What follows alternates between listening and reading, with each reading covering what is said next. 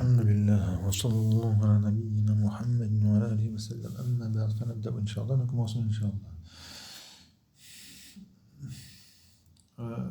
Il y avait un exercice à faire. Non, il n'y avait pas d'exercice. Nous avons vu Al-Muthanna, le duel. C'était une révision, donc on passe maintenant directement au Jam', le pluriel. Et ici, quand on veut Al-Jam', il y a trois. Il y a le Jam' Mudhakkar Salim. Et ensuite, il y aura le Jam' Al-Mu'annas Salim. Et le troisième, c'est le Jam' Al-Taksir. Jam' Al-Taksir. On les a déjà vus, je vous rappelle. Alors, Al-Jam' Ismun Dal ala thalathatin fa akthar. Le pluriel, c'est un ism qui indique Dal, et non pas Dal, c'est avec un Dal et non pas avec un Dod, qui indique à 3, alors et plus. À 3 ou plus. Al-Jam' Mudhakkar Salim. Le Jam' Mudhakkar Salim. Ou sinon on dit, sans le alif wa lam, on fait Jam'u al-Mudhakkari Salimi. Yusar biziyadati un ou in fi akhir mufrad. On le construit, donc on le forme en rajoutant un ou bien in. Un, rappelez-vous, c'est quand il est marfour, et in, c'est quand il est mansoub ou majrour. Fi akhir mufrad, à la fin du singulier. On prend un singulier, c'est pas tous les singuliers. On prend un singulier, on rajoute le waw et le noun, ou le ya et le noun, suivant les arabes. Alors, on va faire un exemple avec le marfour. Ja'a al-mu'allimoun. Ja'a, c'est un fi'l madi, mabni al-fatha, la mahalla lahu min al-i'rab. Al-mu'allimoun, ici c'est le fa'il. C'est qui fait l'action de venir, d'être venu, parce que c'est au passé. Al-mu'allimoun, les enseignants. Donc il est fa'il, et donc comme le fa'il il est marfour. Wa alamat al-raf'i al-waw niyabatan al-damma. Donc le waw c'est l'indication du raf. Mansoub, ra'aytu al-mu'allimin, j'ai vu, donc ra'aytu c'est un fi'l et un fa'il. Ra'i c'est le fi'l et le ta c'est le fa'il. Qui fait l'action d'être vu? Al-mu'allimin c'est maf'ul bihi, donc les mansoub. Al-mu'allimin, j'ai vu les enseignants. المعلمين مفعول به منصوب وعلامة نصبه الياء نيابة عن الفتحة لأنه جمع مذكر سالم. Ensuite, un exemple avec le majrour. سلمت على المعلمين, j'ai salué les. En arabe, il faut rajouter ala avec le verbe salama. J'ai donné la salutation ou je veux dire j'ai donné la salutation au al-mu'allimin, aux enseignants.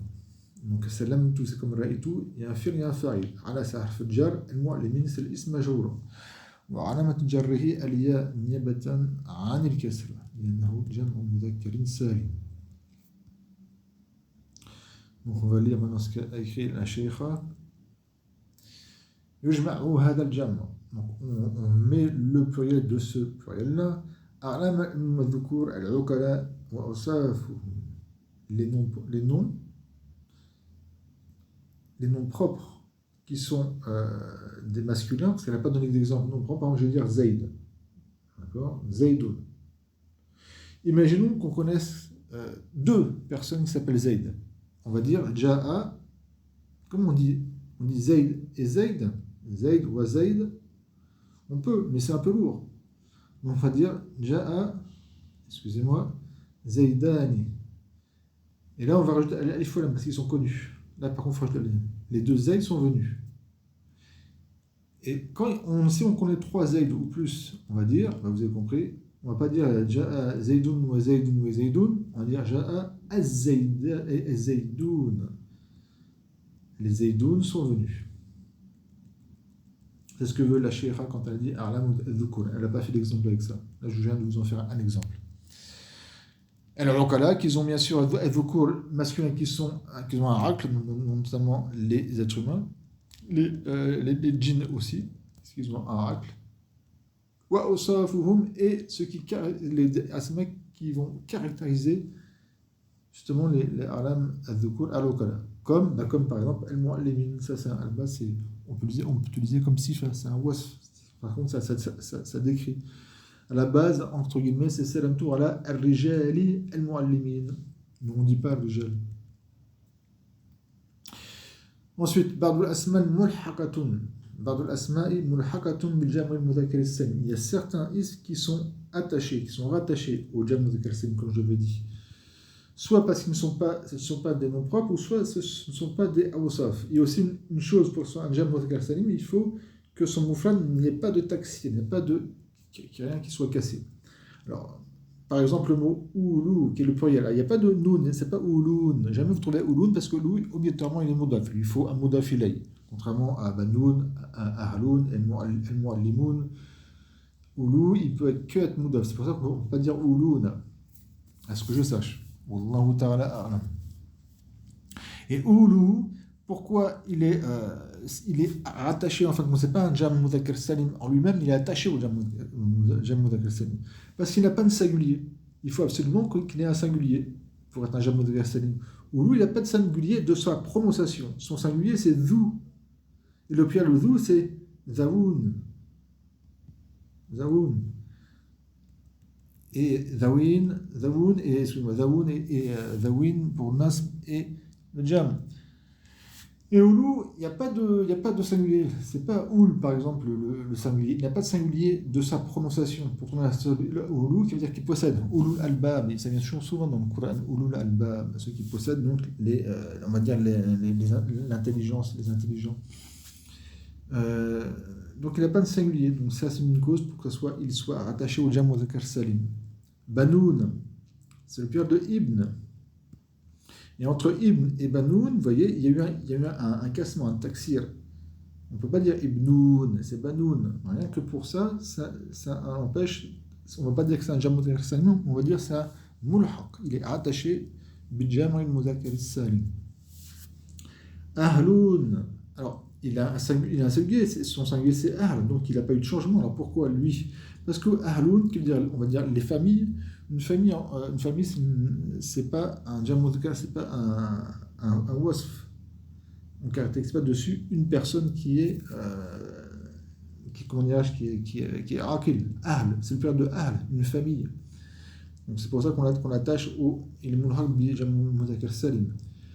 Aradoun, vous voyez, aradoun c'est le pluriel de ard.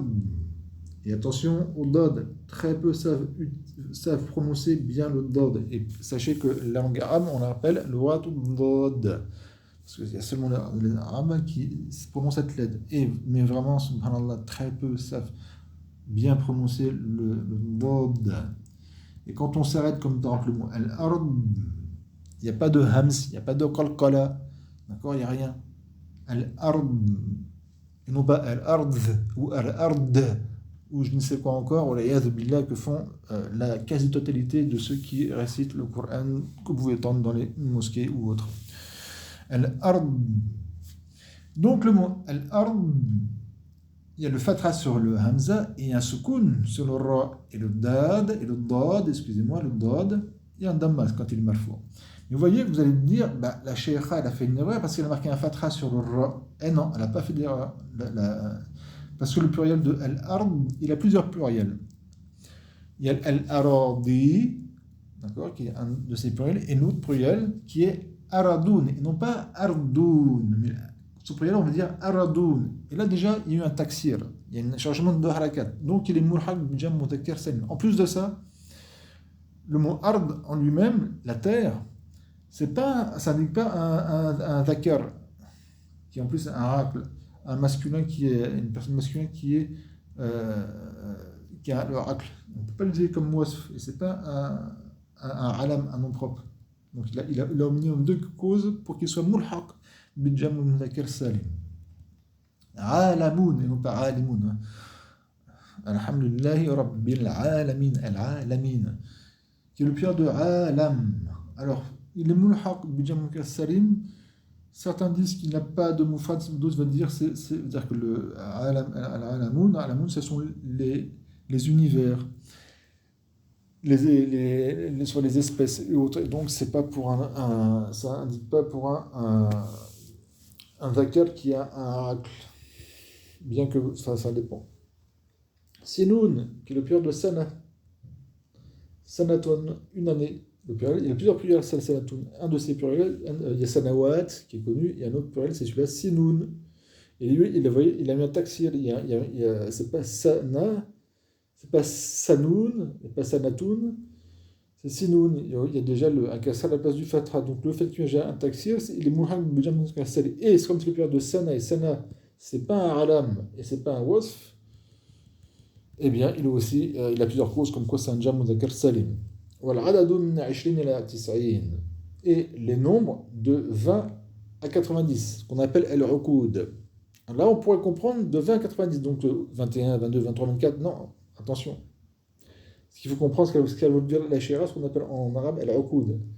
Ce sont de dizaine par dizaine, c'est-à-dire 20, 30, 40, 50, 60, 70, 80, 90, jusqu'à 90. Pourquoi? Parce que Aishoun, d'accord, quand il est marfou, on dit Aishoun. Il n'a pas de singulier. C'est pas Ashra, d'accord? C'est pas Ashr, son singulier. Et même si vous voulez dire que c'est son Ashr, c'est son singulier, bien que c'est pas un singulier, parce que Ash et Aishoun, c'est le double, entre guillemets. Enfin, bref, même si vous disiez que c'est un singulier, vous voyez, c'est pas Ashoun, c'est Aishoun. Et Ashr, c'est pas Ishr. Donc il y a un taksir. Et comme je vous dis, c'est pas il a pas de, on dit qu'il n'a pas de singulier Aishoun, ni Tis'oun, ni Khamsoun, ni ce que vous voulez. Et en plus, c'est pas un alam, ni un wasf pour un jam muzakkar, bien qu'on peut le faire. Ça fait combien de temps? Ça fait déjà 11 minutes. On va finir, bismillah, avec al-jam al-mu'annas al-salim, al-jam al-mu'annas al-salim, ou jam al-mu'annas al-salim, sans la alif wa lam. Et en mettant jam mudaf al-mu'annas mudaf ilayh. Alors, yusaru bidiyati at fi akhir al-mufrad. On le forme en rajoutant at, donc le alif et le ta, les deux, à la fin du singulier. Il faut que les deux soient de rajout. Parce que si je prends par exemple le mot qadi, al-qadi, qui veut dire le juge, al-qadi, le pluriel c'est al-qudah, al-qudah, d'accord? Il y a un alif, il y a un ta, mais c'est bien qu'ici il est marbouta. Mais al-qudah, son pluriel c'est pas un jam mudhakkar salim. Parce que les deux, le alif et le ta, ne sont pas de rajout, il n'y en a qu'un seul qui est de rajout. Comme par exemple, beaucoup se trompent avec le mot banat. Banat, c'est un jam muzakkar, un jam muannas salim, banat, bint, c'est le pluriel de bint, bintun, et banat. Donc non. Ensuite, on y va. Le marfour, un exemple avec le marfour. Ja'atil mu'allimatu. À la base, rappelez-vous, le ta ici, il est sakina, c'est tanis sakina. C'est ja'at. Mais étant donné qu'il est sakina, qu'après il y a le lam, qui quand on fait le wasf, parce que le alif dans le wasf, comme je l'ai dit, hein, on ne le lit pas. On va directement au lam. Le lam, il a un soukoun, al-mu'allimat, al-mu'allimat. Et il y a deux soukoun. Et bon, pour pallier à ce problème qu'il y a deux lettres qui ont un soukoun, on met un kasra sur le ta. Donc ça devient ja'atil mu'allimatu. Bien sûr, ja'at, c'est un fi'l madi mabni al-fatra. Il n'est pas mabni al-kasani al-soukoun. Et le ta, c'est un harf. C'est pas... Al-mu'allimatu, c'est le fa'il. Donc les enseignantes sont venues. Wa alamatu al-rafa'i ad-damma. Pas de problème. Mansoub, ra'aytu al-mu'allimati, non pas al-mu'allimata, bien qu'il y ait une petite langue qui l'autorise. Mais le fasiha, c'est al-afsah, c'est al-mu'allimati. Donc j'ai vu al-mu'allimat, j'ai vu les enseignantes. Al-mu'allimat, c'est maf'ul bih, bien sûr, je vous rappelle, c'est comme l'exemple d'avant, ra'aytu, c'est un fi'l et un fa'il, ra'ay, c'est un fi'l madi, mabni al-fath ala sukun, wa ta, mabni al-damma fi mahal raf fa'il. المعلمات مفعول به منصوب وعلامة نصبه الكسرة نيابة عن الفتحة لماذا؟ لأنه جمع مؤنث سالم. Rappelez-vous, c'est une révision, on l'a vu. Hein. Le jam mؤنث salim, quand il est mansoub, l'indication de son nas, c'est pas le fatra, c'est le kasra, comme pour le jar. Majrour, salamtu ala al-muallimati, donc j'ai salué les enseignantes. Donc salamtu, c'est comme ra'aytu, fi wa fa'il, ala harf al-jar, al-muallimati, ism majrour, wa alamat jarrihi, al-kasra. Ensuite, on va finir avec le jam taksir, le pluriel du cassement, du cassage, c'est-à-dire le taksir, du verbe kassar, du kassir, du taksir, parce qu'il était cassé, c'est-à-dire que quand il y a son singulier, et quand on va former le pluriel avec avec un singulier, le singulier, on va lui casser soit les harakat, c'est-à-dire que les harakat vont changer, ou les huruf, ou les lettres. Et ça, il n'y a pas vraiment de règles. Il y a certaines règles, ça s'apprend, mais ces règles-là, comment dirais-je, elles ne sont pas vraiment applicables en ce qu'on appelle avec un qiyas, avec une analogie. C'est-à-dire comme a dit la base c'est qu'on les connaît bissamar par l'écoute. Ça veut dire quoi par l'écoute? Ben, on prend le dictionnaire. Le pluriel de beit, par exemple, une maison, c'est quoi son pluriel? On ne peut pas dire beitoun, on ne peut pas dire beitat, d'accord? Formé avec un jam salim ou un jam salim. C'est un jam taksir, mais comment on peut le savoir? Eh bien, on va dans un dictionnaire et on va chercher le mot bait, et après, dans tout le dictionnaire, ils vont donner le ou les pluriels, parce que les mots ont souvent plusieurs pluriels possibles. On voit que par exemple, bouyout, c'est le pluriel de bait, c'est par l'écoute. Alors, on dit l'écoute parce qu'à la base, bien avant, il n'y avait pas de dictionnaire, donc il fallait connaître quelqu'un qui connaissait bien la langue arabe, et quand on avait un problème par exemple, connaître le pluriel d'un nom, eh bien on lui allait lui demander. Maintenant, on fait toujours ça, bien sûr. Quand il connaît bien l'arabe, on lui demande. Sinon, maintenant, alhamdoulilah, on a les dictionnaires depuis plusieurs siècles. À savoir qu'il est dit que le premier dictionnaire qui a été fait, un dictionnaire complet, hein, ce sont les Arabes musulmans qui l'ont fait. Et ce non pas les Européens, ni les Chinois, ni d'autres peuples parmi les peuples des fils d'Adam, car nous sommes tous les fils d'Adam, et seuls les musulmans sont les héritiers du paradis, bi'idhnillahi ta'ala, que ce soit les musulmans de notre époque, ou les musulmans, donc les musulmans, ceux qui sont soumis à Allah, à Dieu, et qu'ils ont suivi, par exemple, Isa, Jésus, alayhi salam, ou Moussa, Moïse, ou Abraham, à toutes les époques. Barakallahu fikum, les croyants.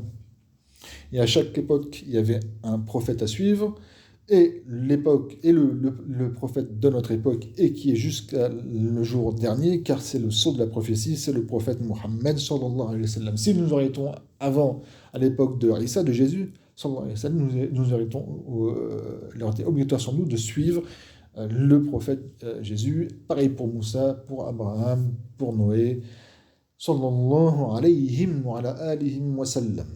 Donc, le Jam Taksir, donc on va prendre le mot dars, un cours, dars, je donne un cours.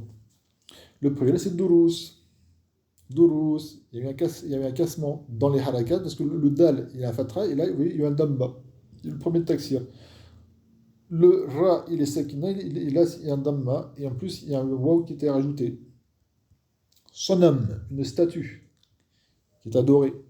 Son pluriel, c'est ashnam. Vous voyez, il y a eu un cassement des harakat et des lettres, avec un rajout. Kitabun, un livre. Le pluriel, c'est kutub. Là, il y a eu un cassement des harakat. Il y a un kasra sur le kaf et le damma sur le kaf. Et vous voyez qu'il y a un livre, il a été enlevé pour le pluriel. Donc, il y a un cassement dans les harakat et dans les lettres. Des fois, c'est seulement dans les lettres, et des fois, c'est seulement dans les harakat. Et souvent, c'est dans les deux.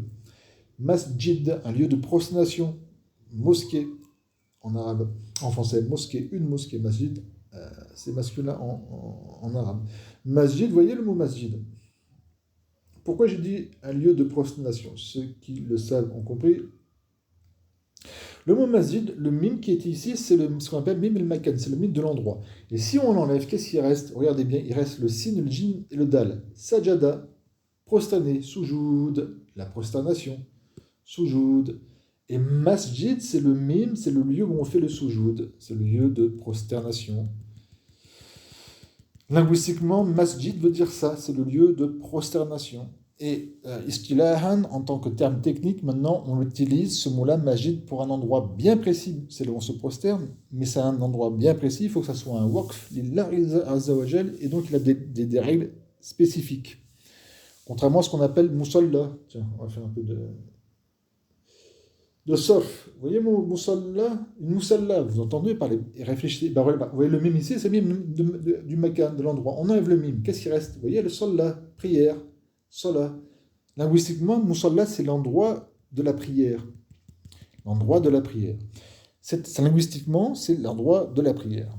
Makan ou salla. Et masjid, makan ou sujud, c'est l'endroit de la prosternation. Mais c'est pareil, le mot musalla, ça aussi, son terme linguistique premier, qui est le lieu où on fait une prière, n'importe quel lieu, donc une masjid. Un masjid, c'est un musalla linguistiquement. Et un musalla, c'est un masjid linguistiquement.